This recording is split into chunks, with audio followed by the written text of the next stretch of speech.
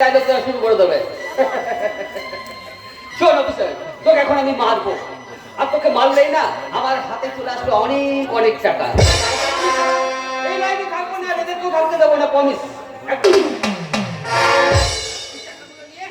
এই শহর ছেড়ে চলে যাব আমি, সুখে শান্তিতে সংসার করবো।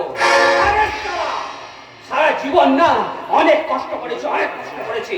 এবার এবার তোদের মতো শিক্ষিত সমাজের সুখ স্বপ্নকে কেড়ে নিয়ে আমি রাজার মতো জীবন যাপন করবো রে, রাজার মতো জীবন যাপন করবো।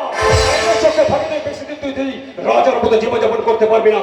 মনে রাখবি, এই নীল সমাজের মৃত্যুর পর এই ভারতবর্ষের বুকে হাজারটা নীল সমাজে জন্মগ্রহণ করবে, আর সে তখন তোদের টাকার কাছে বিক্রি হয়ে যাওয়া কুত্তাগুলোকে শততার চাবুক মেরে ক্ষত বিক্ষত করতে হবে। এই অফিসার তো সততা বলে দিচ্ছে, শোন শোন তোর কাজে লাগবে, শোন। আমি ওনার স্ত্রীর কাছে যাচ্ছি। তাই যা বিলি, তাই যা, তাই যা, তাই যা, তাই যা, তাই যা। একজন সদ্য বিবাহিতা নারী তার স্বামীর মৃত্যু যন্ত্রণা সহ্য করবে কেমন করে বল? হ্যাঁ, আমি অতটা পাসার নই না অফিসার, অতটা পাসার নই। তবে কি করবো বল, এই টাকাগুলো যে আমার ভীষণ প্রয়োজন। আমার কাছে কোনো ব্যক্তিগত শত্রুতা নেই, কিন্তু কিন্তু এই টাকাগুলো যে আমার ভীষণ প্রয়োজন রে অফিসার। তোর মৃত্যুর পর আমি তোকে স্যালুট জানাবো রে অফিসার, স্যালুট জানাবো।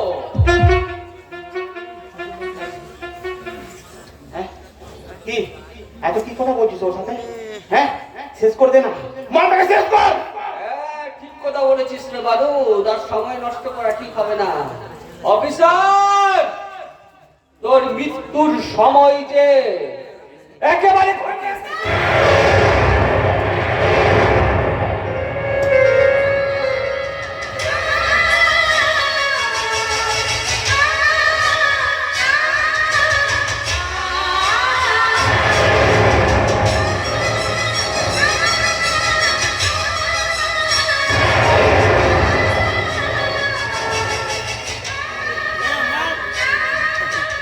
তুই এখানে পড়ি, আমি পড়ি, নিলয়ের পড়ি। আমার স্বামীকে মারা লাগে না, আমার মুখে গুলি করতে হবে আমার। এমনি এই অফিসারের বড় এখানে চলে এসেছে। হ্যাঁ, এই রাজা তোর হাত কাঁপছে কেন রে? ঠিক আছে, তাহলে আমি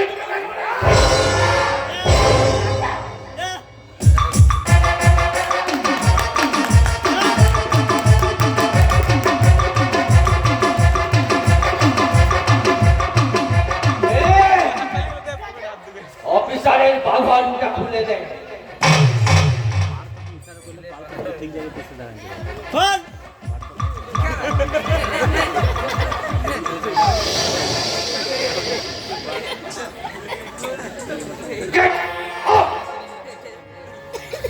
চলে যা, চলে যা এখান থেকে।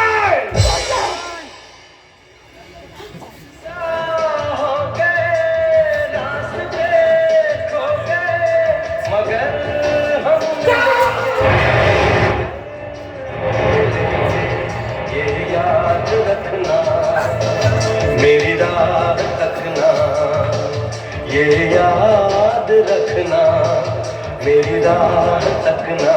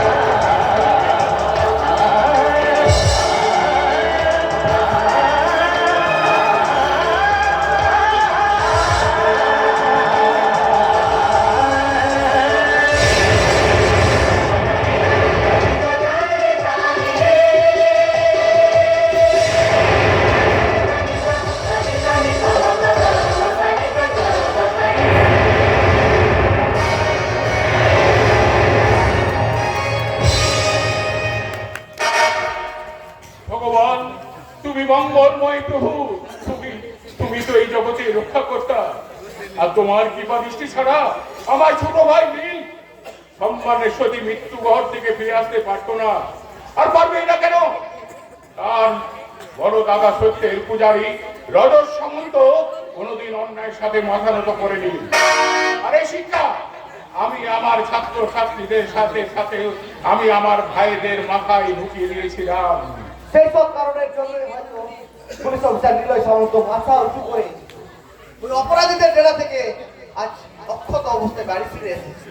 এই খবরটা বার্তা দিলাতে আমি সাংবাদিক দীপ দত্ত, আমি খবরের কাগজের তরফ থেকে নীল আর পরি ইন্টারভিউ নেওয়ার জন্য আপনাদের বাড়িতে চলে এলাম দাদা।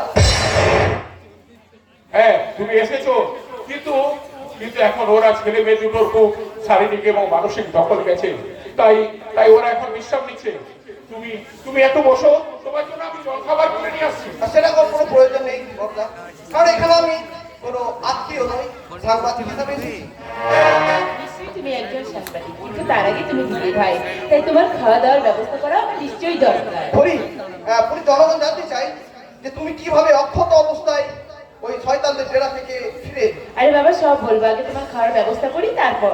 একদম পরি একদম ঠিক কথা বলেছে, আগে খাবার খেয়ে নাও, তারপর হবে ইন্টারভিউ। না, সেটা কোনো প্রয়োজন নেই পরি। পরি তার আগে বলো তোমার তুমি কি কোনো কথা আমাদের কাছ থেকে গোপন করছো? অফিসার, সেই ছোট্টবেলা থেকে না আমি মানসিকভাবে ভীষণ ভীষণ শক্ত। জন্মের পর থেকে না আমি আমার নিজের মা বাবাকে চোখ দিয়ে কোনোদিন দেখতে পাইনি। ভালোবাসা, স্নেহ, মায়া, মমতা কি জিনিস কোনোদিন আমি বুঝতে পারিনি। এই বাড়িতে আমি প্রথম আসার পর এই দাদা ভাইয়ের স্নেহের সান্নিধ্য পেয়েছি। আরে,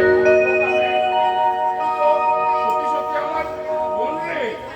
এটা কিন্তু আমার প্রশ্নের উত্তর নয় পরি। আচ্ছা আচ্ছা, ওই গোপন ডেরায় তোমার কোনো সন্তান হয়নি তো? অফিসার, আমার সম্মানের চেয়েও না এই বাড়ির সম্মান আমার কাছে অনেক অনেক বড়। আমার স্বামীর সম্মান আমার কাছে অনেক বড়, তাই সবার আগে আমার স্বামীর সম্মান, এই বাড়ির সম্মান আমার কাছে সবচেয়ে প্রয়োজনীয়।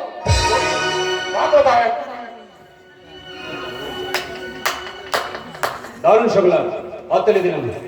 বুঝতে পারছেন না এখানে প্রতিটা চরিত্র সবাই সবার সাথে কেমন ভাবে অভিনয় করে চলেছে। তুমি তো আমার ইন্টারভিউ নিতে এসেছো, তাহলে আমি যেটা বলছি সেটা তুমি আমার এই জীবনটা একটা মহা রঙ্গশালা, যেখানে গোপনে চুপসারে চাবুকে দাঁড়িয়ে আছে এই গল্পের ভয়ঙ্কর খলনায়িকা, বিশ্বাসঘাতকতার চাবুক।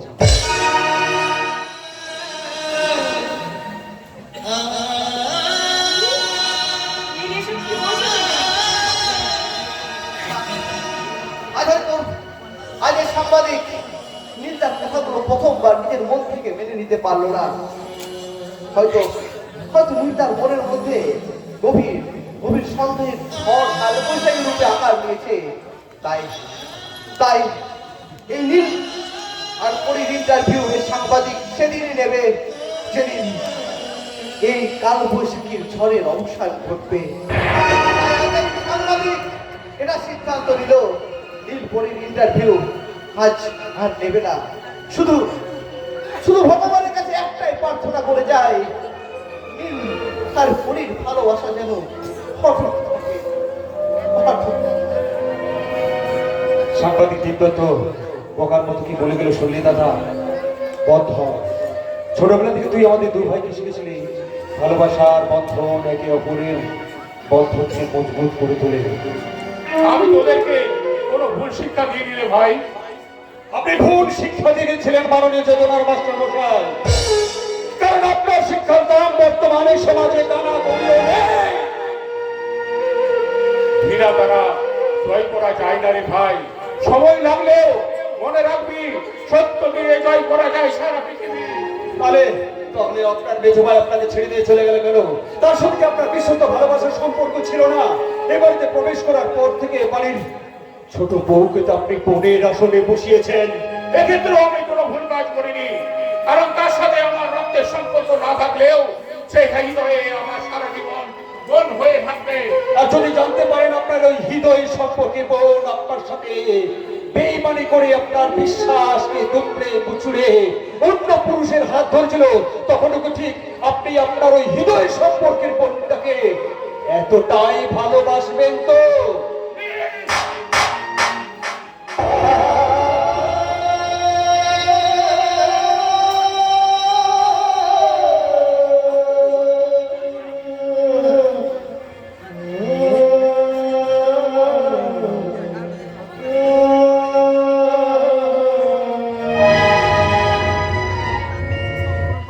শোনেন, আমি চেতনার চৌকিদার হয়ে সারাটা জীবন শিক্ষকতা করে গেছি, সমাজের মেরুদণ্ড হয়ে সমাজকে শিক্ষা দিয়েছি কোনটা ভুল কোনটা ঠিক। তাই আমি তোকে আজকে বলছি, নিজের বিবেকটাকে একটু ঘষা মাজা করে নে, দেখবি নিজের জীবনটা সুন্দর হয়ে উঠবে। দাদা ভাই, কি কথা রে? এই সম্মান, এই বাড়ির মান সম্মান তুই মাটির সাথে মিশিয়ে দিবি না তো? কথা রে, তোর পর আমার ভরসা আছে, আগেও ছিল আর ভবিষ্যতেও থাকবে। যদি এমন যতদিন বীজেরই মতো যে তবু না, যদি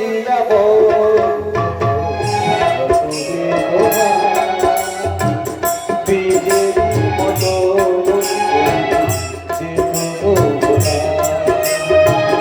লাগে লাগে ঘুরে ভরে যেত না,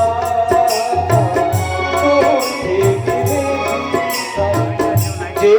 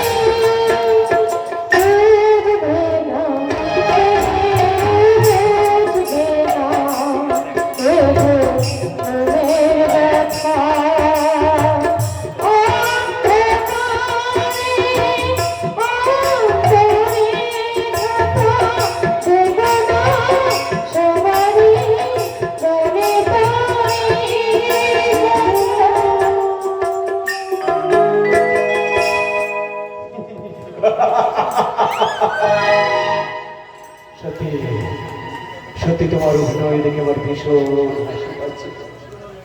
আরে তুমি অভিনয় করে হাসো পড়ে আমার এই চন্দ্রের চন্দ্রের তোমার বিশ্বাসঘাতকতা। তুমি কি বলতে চাইছো? তুমি পরিষ্কার করে বলো আমাকে। আমি এটাই বলতে চাইছি পড়ি, কেন তুমি এই সমাজ বিরোধী রাজার গুলিতে আমাকে মরতে দিলে না? আমি তো তোমার কোনো ক্ষতি করিনি, শুধু তো চোখ করে তোমাকে ভালোবেসেছিলাম। তাহলে আর কোন প্রতিশোধ আমাকে বাঁচিয়ে রাখলে পড়ি? অফিসার লীলাই সামন্ত, তুমি আমাকে দোস্ত আর আগে একবার বলো তো, একবার বলো তো, ওখানে থাকা মিলি নামের যে মেয়েটা ছিল, সে যখন জানতে পারলো আর আজ আমার বন্ধু, তখন সে আমার হাতের বাঁধন খুলে দিল, আর সেখান থেকে ছুটে এসে আমি রাজার কাছ থেকে আমার স্বামীর প্রাণ বাঁচালাম। এতে আমার দোষ কোথায় অফিসার বলতে পারো? কোথায় দোষ তুমি বুঝতে পারছো না পড়ি? কোথায় দোষ তুমি বুঝতে পারছো না? রাজা তোমাকে দেখা মাত্র আমার প্রাণ বাঁচিয়ে দিল। বাহ বাহ বাহ বাবা বাবা বাহ, কি দারুণ স্ক্রিপ্ট, কি দারুণ অভিনয়, আর সেই সঙ্গে নায়ক নায়িকার কি ক্লাইম্যাক্স। সত্যি করে বলো তো, সত্যি করে বলো তো, ওই রাজা তোমাকে আমার সাথে প্রেমের অভিনয় করে কিভাবে গাড়ির ছোট বউ হওয়া যায় সেই অভিনয়ের স্ক্রিপ্টটাও কি লিখে দিয়ে ছিল। খবরদার নিলয় সামন্ত, আমাকে তুমি যা বলার বলছো বলে দাও, আমি শুনে নেবো, কিন্তু রাজার সম্বন্ধে তুমি আর একটা কথা বলবে না। কি জানো, হ্যাঁ? কি জানো রাজার সম্বন্ধে? আরে রাজা তোমাদের কাছে যাই হোক না কেন, সে আমার কাছে দেবতা, সে আমার কাছে একটা দেবতা, সে আমার কাছে একটা দেবতা। হ্যাঁ, দেবতা। এই তোমরা যত গুন্ডা বদমাশ বলছো না, সে আমার জীবনে বড় দেবতা। আরে ওই রাজার সাথে ভূত মাতে আমি ছোটবেলা থেকে একটু একটু করে বড় হয়েছি। ওই রাজা হোটেলে কাজ করে আমাকে লেখাপড়া শিখিয়েছে, এই শহরে নিয়ে এসেছে, শহরের কলেজে ভর্তি করেছে। এই যে আজ আমাকে তুমি বিয়ে করেছো না, সেটা তার জন্য। চুপ করো। আর একটা কথাও এই সমাজ বিরোধী সম্পর্কে শুনতে চাই না। একটা কথা মনে রাখবে, আমি পুলিশ অফিসার ছিল ওই সামন্ত, আর ওই রাজা শুধু একজন অপরাধী। আর ওই অপরাধীর সাথে আমি এই বাড়ির কারো সম্পর্ক আমি মেনে নেব না।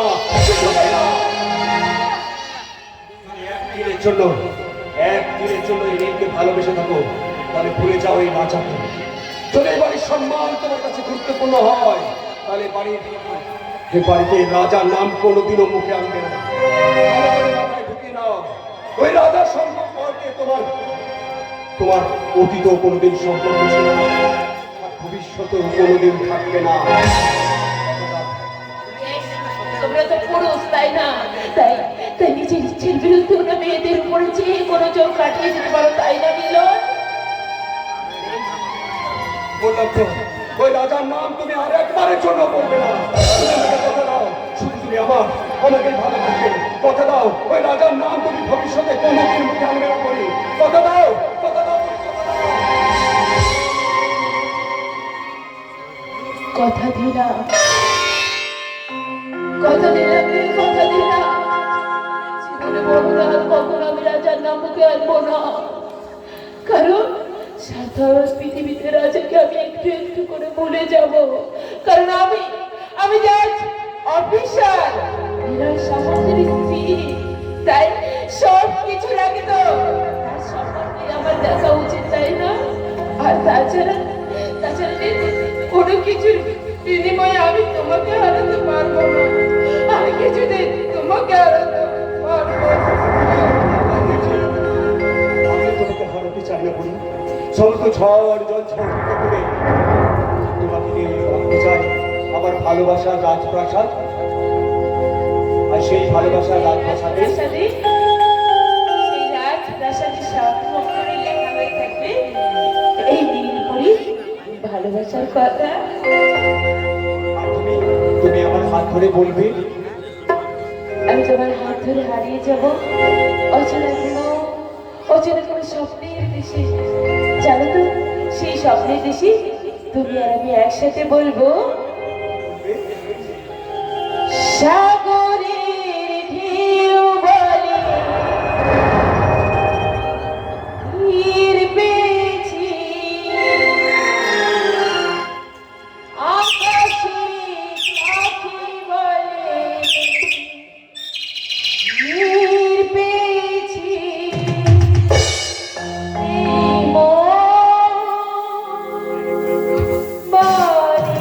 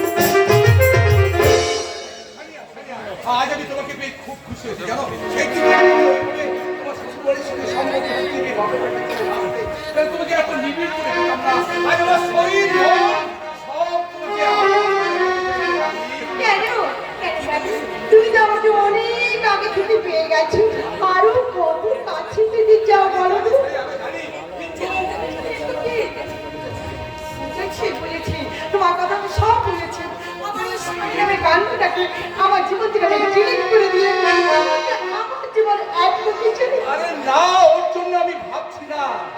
ওই প্রলয়কে থাকতে দাও না তোমার স্বামী হয়ে, আমি শুধু আসামি হয়ে সারা জীবন তোমার তোর মায়ের বল মনেতে লুকানো ছিল।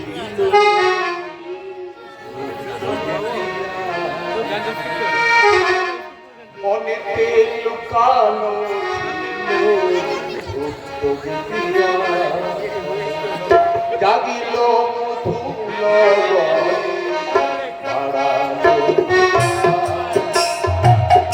মনেতে লুকানো ছিল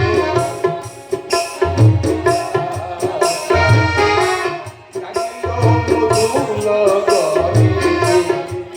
বাঁধিয়া। উতলা চলেছে মোরে, উতলা চলেছে মোরে,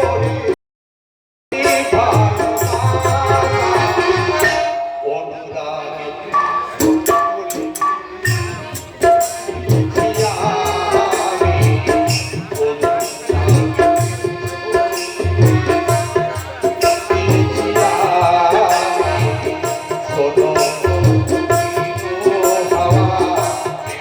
বলে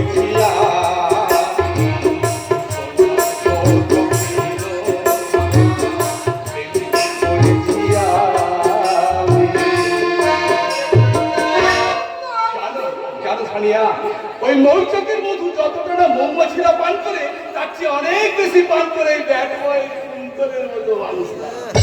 আরে ভাবছো কি বলো তো? আচ্ছা তুমি কি আমাকে পেয়ে খুশি নও? হ্যাঁ খুশি তো। আচ্ছা কিন্তু আমি একটা কথা ভাবছিলাম, এই মাসে স্যালারি কি তুমি হাতে পেয়েছো? তার মানে মানে মানে তোমার আমার এত কার্যলিপি যা কিছু আছে সব আমাদের ক্যামেরার মধ্যে বন্দি করা আছে।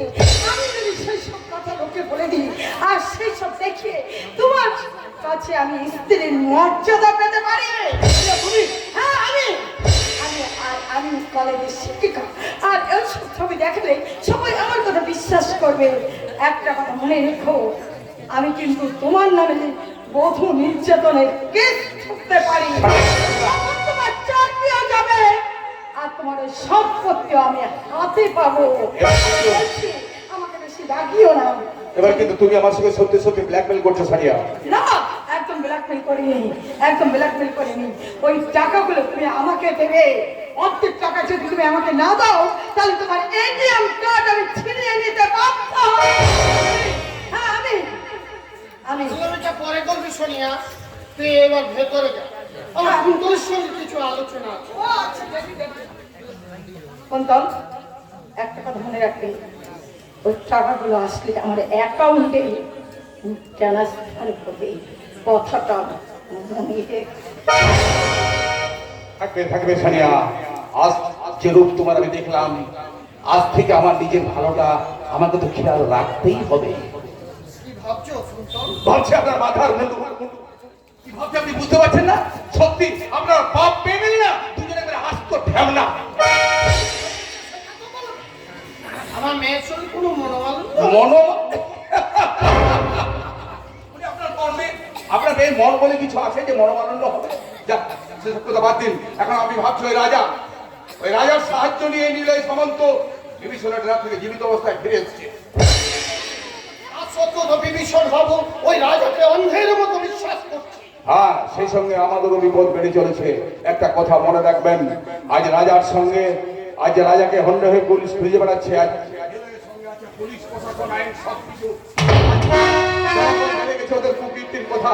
প্রশাসনের উদ্যোগে বিভীষণ বাবুর কালী মন্দির সিল করে দেওয়া হয়েছে। ওরা এখন ফেরার আসামি, তাই পুলিশ ওদের খুঁজে বেড়াচ্ছে। ওদের সঙ্গে আমার নামটা যদি জড়িয়ে যায়, এই পাবলিক তো ভোট আমাকে দেবেই না, অবরন্ত পাবলিকের পেনারি খেয়ে জেল খাটতে হবেই। কারণ রাজার প্রতি বিভীষণ বাবুর অন্ধবিশ্বাসে আমাদের পরিণতির কারণ। শুনুন মশাই, আমি সিদ্ধান্ত নিয়ে ফেলেছি, আমি কিন্তু আর আপনাদের সঙ্গে নেই। এখনো যদি আমার নিজের ভুলটা আমি না বুঝিয়ে নিতে পারি, শুধরে নিতে পারি, তাহলে চাকরি তো যাবেই, তার সঙ্গে আমাকে জেলও খাটতে হতে পারে। তুমি কি বলতে চাইছো? হ্যাঁ, পুলিশকে চেনা এত সহজ নয় নেতা বাবু। চেনাই যাচ্ছে না। হ্যাঁ, চিনতে পারবেন না। বললাম তো চেনা তো সহজ নয়। তাহলে শুনে দেখো, আমিও হচ্ছি রাজনৈতিক নেতা।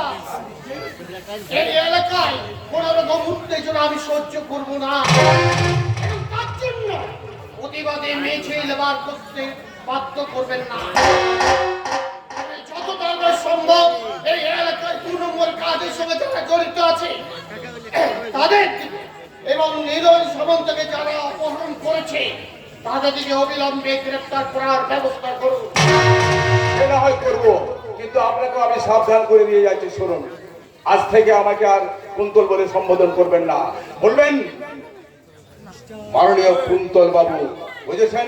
কাউন্সিলর বাবু। আর হ্যাঁ, যখন তখন ফোন করে আমাকে এখানে ডাকবেন না। আর আপনার মেয়েকেও সাবধান করে দেবেন, সে যেন আমাকে ফোনে বিরক্ত না করে। কারণ আজ থেকে আইনের আরেক নাম এই কুন্তল চ্যাটার্জি। আমাকে দিতে বললেন না, আমি যাচ্ছি।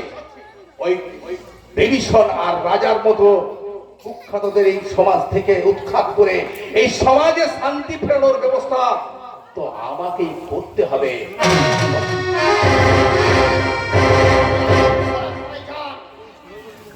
ওই বিভীষণের মতো রাবণরা যত তাড়াতাড়ি জেলের ভিতর ঢুকবে তত তাড়াতাড়ি আমাদের মতো রাবণদের মঙ্গ।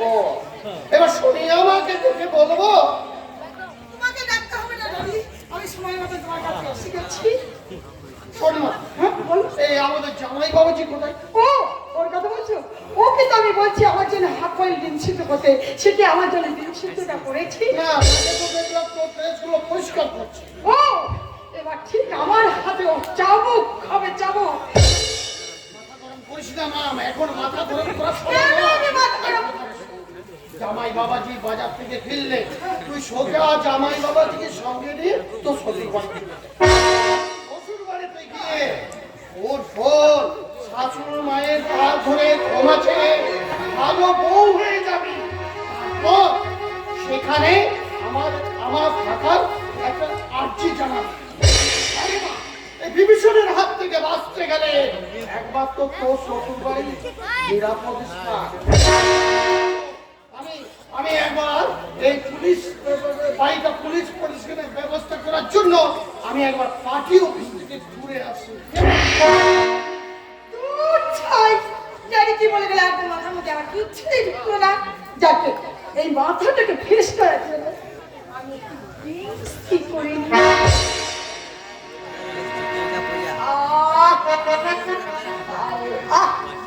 একদম এইবার মনটা না আমার আর পাটা আমার একদম মনে হচ্ছে মাটিতে নয় সরি কি। আমারও মনে হচ্ছে তোমার পিঠে চাপে আকাশে উড়ে যাবে। এইখানে কেন এসেছে? আপাতত আমার পরিচয়, আমি একজন ফেরার আসামি, যাকে সবাই চেনে রাজা। আচ্ছা,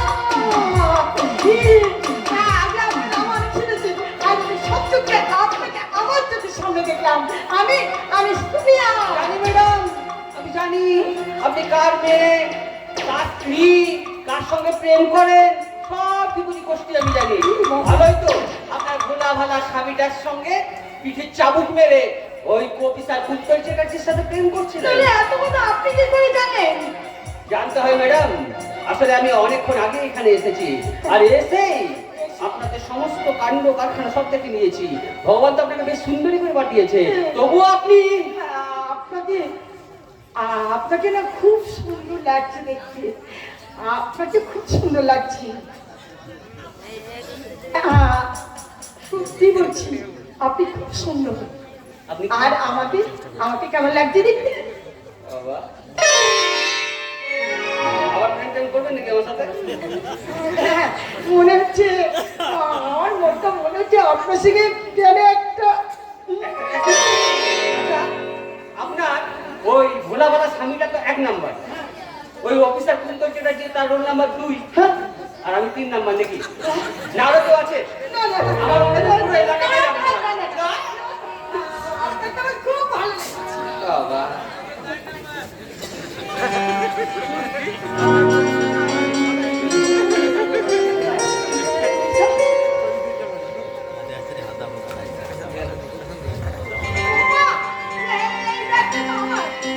আপনি কোথা পেলেন এই ব্যাগটা?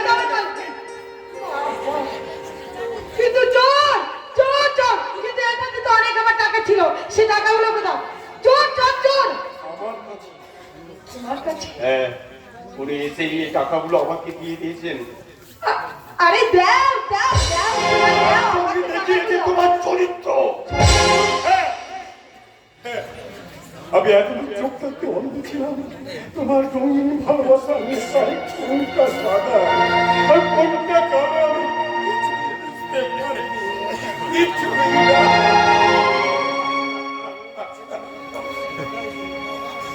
আরে এই যে ম্যাডাম, শুনুন।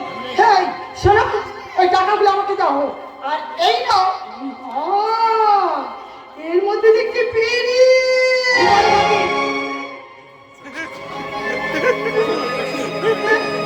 এবার আমার কথা বলো, শুনুন। আপনার বাবা আর আপনার ওই 2 নাম্বার তাদেরকে আমরা বন্দি করে নিয়েছি। কি করবো বলুন? ওরা যে আমাদের বিরুদ্ধে প্ল্যান করছিল, তাই ওই অফিসার কুন্তল চ্যাটার্জি এই বাড়ি থেকে বেরোনোর সঙ্গে সঙ্গে না আমাদের হারামি ছেলেগুলো তাকে নিয়ে পরে এখন পারে গোপন ডেরায় নিয়ে চলে গেছে। আর আপনার বাপটাকে এই বাড়িতেই বন্দি করে রেখেছি। ডিভিশন এসে তার বিচার করবে। আর আপনাকে কি করা যায় বলুন তো? আপনার এই ঘোড়াওয়ালা স্বামীর সামনে কি আপনার ইজ্জত? আপনার তো ইজ্জত বলে কিছু নেই।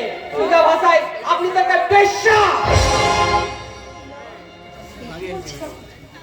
মানেটা এবার যেতে যেতে বোঝাবো। মিলে মিলে নিয়ে যা। এদেরকে কি গাড়িতে তুলবো? না না, সবাইকে নয়, আপাতত এই মহারানীকে নিয়ে যা। ভালোভাবে যেতে চাইলে ভালো, তাছাড়া চুলের মুঠি ধরে এই হারামজাদি, ভালো ভালো যাবি নাকি দেবো? যাবো না বলছি।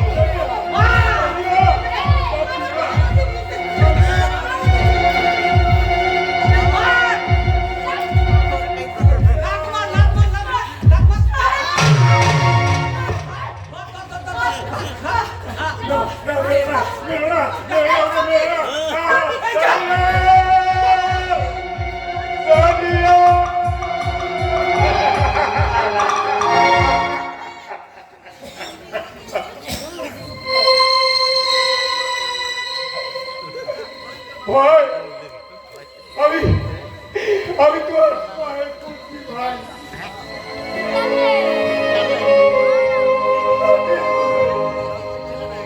আমার তানিয়াকে ছেড়ে দাও, ছেড়ে দাও।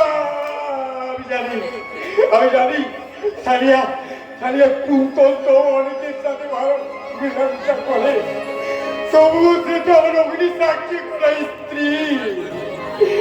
আমি দিনের পর দিন তার অন্যায় অত্যাচার সহ্য করেছি এই আশায় যে আমার স্ত্রী সারিয়ার থেকে একজন নিজের ভুল বুঝতে পেরে আমাকে ভালোবাসবে।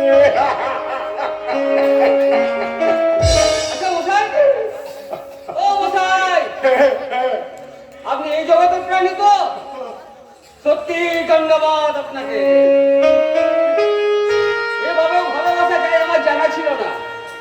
আপনার স্ত্রীর প্রতি এই অন্ধ ভালোবাসা এবার আমার কাজে লাগবে। আপনার বাড়ি ছোট বউয়ের সাথে আমাকে বিশেষ প্রয়োজনে দেখা করতে হবে। আপনি এখন বাড়িতে গিয়ে তাকে সেই কথাটা জানাবেন। পান বলে দেবেন 2 নম্বর প্ল্যাটফর্ম ট্রেনের সাইরেনের সঙ্গে সঙ্গে তার ছেলেবেলা তাকে 2 হাত বাড়িয়ে ডাকছে। তবে বুঝে গেছেন? আপনার কথা আমি ঠিক বুঝতে পারছি না। বেশি বুঝবার চেষ্টা করবেন না, যতটুকু বোঝালাম ঠিক ততটুকুই বোঝাবেন। আরেকটা কথা, পুলিশকে জানাবার চেষ্টা কিন্তু একদম করবেন না। মনে রাখবেন, আপনার স্ত্রীর প্রাণবায়ুটা কিন্তু আমার হাতে।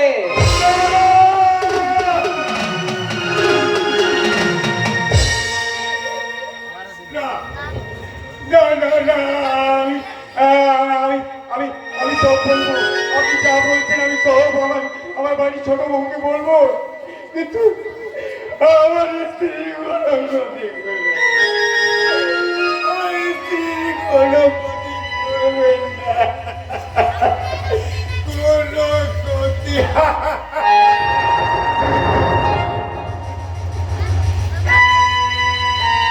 এখন আমার একটাই কাজ, সেটা হচ্ছে ওই কুন্তল চ্যাটার্জি, সে হচ্ছে আমার দাবার দুটি দ্বিতীয় চাল।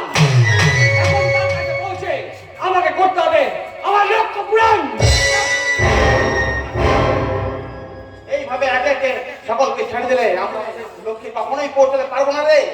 তাই তো তুই যাতে আর কাউকে না ছাড়তে পারিস, নেতাটাকে আমি নিজের সাথে নিয়ে এসেছি।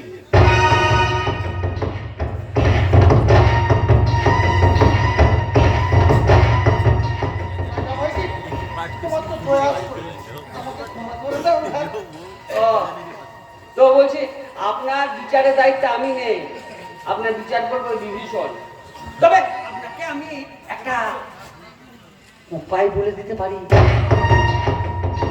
সেটা বলবে না, মন দিয়ে পালন করবেন, দেখবেন সে আপনাকে কি মুক্তি দিয়ে দিয়েছে। হ্যাঁ, এই মানব, তুই এখন এই নেতাকে নিয়ে ওই বিভীষণের জন্য অপেক্ষা কর। মেয়েটাকে নিয়ে মিলির সাথে চললাম। দাদা মিলির সাথে আমি যাবো, তুই না, তুই না রে। এই, বেশি কথা বলবি না, একদম এখানে তোর জিভ কেটে মেরে দেবো। আরে বালক, জন্ম মৃত্যুর অধিকার যে শুধু মায়ের হাতে। আর তুই জানিস, আমি মায়ের এক কনিষ্ঠ সাধক, জয় তারা। তাই তো মায়ের আদেশে আমি এসেছি এই নেতাকে পাপ মুক্ত করতে। প্রথমে এই নেতাকে, তারপর ওই অফিসার কুন্তল চ্যাটার্জিকে পাপ মুক্ত করবো। তুই এখন যা মারু, আমার গোপন ডেরায় চলে যা। ওখানে রাজা আছে, নীলি আছে, আর আছে অফিসার কুন্তল চ্যাটার্জি। ওখানে গিয়ে আমার জন্য অপেক্ষা কর। আমি এখানে কাজ সম্পন্ন করে খুব শীঘ্র হয়ে আসছি। ঠিক আছে বন্ধু, তুমি তোমার কাজ সম্পন্ন করো। আমাকেও একটা বোঝাপড়া করতে হবে ওই মিলির সাথে, শেষ বোঝাপড়া। সবাই চলে গেছে, এবার আমি তোর শরীর থেকে বেঈমানির রক্তটা নিংড়ে বের করে আনবো। দেখতে পাচ্ছিস নেতা, তোর রক্তে হোলি খেলবো বলে আমার হাত দুটো কেমন নিস্পিস নিস্পিস করছে।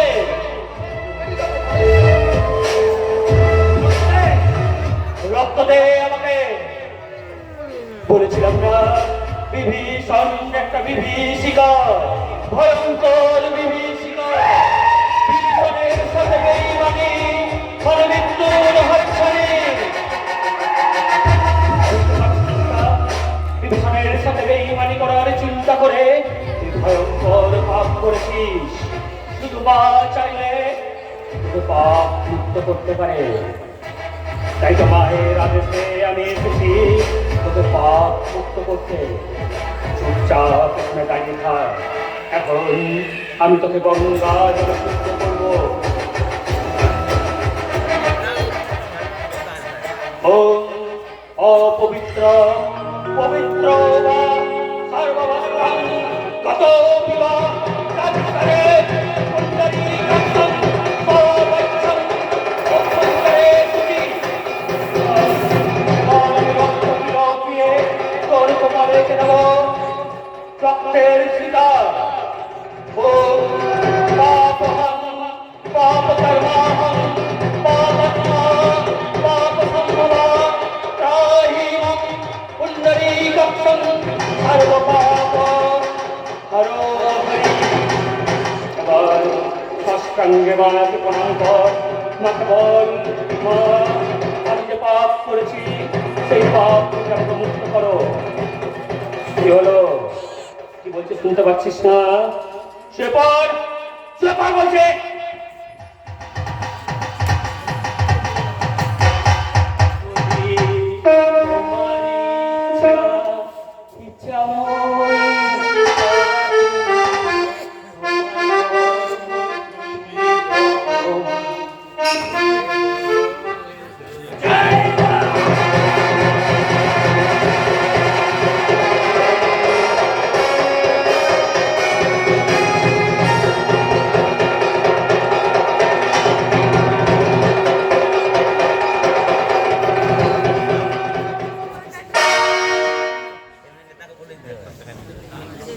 দেখা